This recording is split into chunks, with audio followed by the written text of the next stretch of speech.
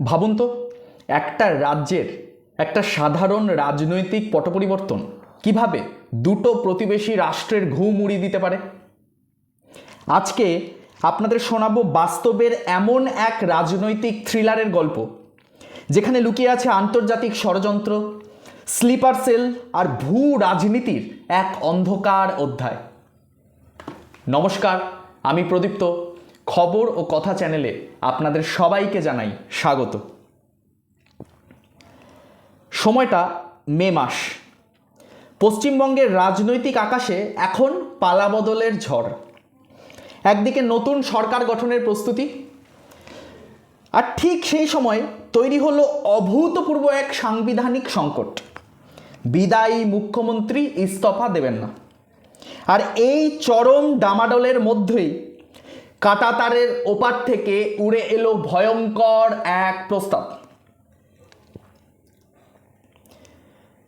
একটা ভিডিও বার্তা সোশ্যাল মিডিয়াতে ভাইরাল হয়েছে, যেখানে দেখা যাচ্ছে বাংলাদেশের মৌলবাদী সংগঠন জামাতে ইসলামীর এক নেতা মোহাম্মদ নুরুল হুদাকে, যিনি ভারতের অভ্যন্তরীণ একটি বিষয় নিয়ে সরাসরি প্ররোচনা দিয়ে বসলেন।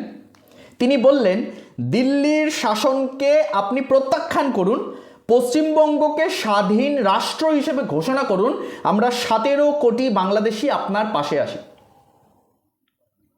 একটা জিনিস মনে রাখবেন, কিন্তু একটা দেশে দুরকম পার্টি থাকে, একটা হচ্ছে স্টেট প্লেয়ার, একটা হচ্ছে নন স্টেট প্লেয়ার। এই নুরুল হুদা কিন্তু একজন নন স্টেট প্লেয়ার।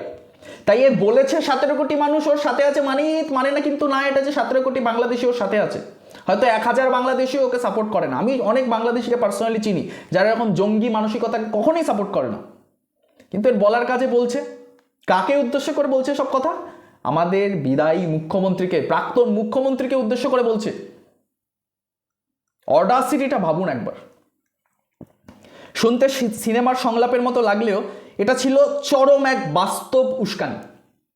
কিন্তু আপনার মনে প্রশ্ন জাগতেই পারে, কেন বাংলাদেশের একটি উগ্রপন্থী সংগঠন পশ্চিমবঙ্গের রাজনীতি নিয়ে এত মাথা ঘামাচ্ছে?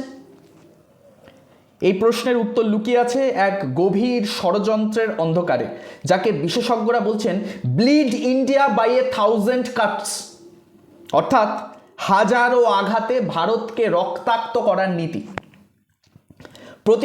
প্রতিরক্ষা বিশেষজ্ঞ আর.কে. শ্রীবাস্তবের মতে, গত কয়েক বছরে পশ্চিমবঙ্গের সীমান্ত এলাকাগুলো যেন হয়ে উঠেছিল এক অলিখিত সেফ প্যাসেজ বা নিরাপদ আশ্রয়।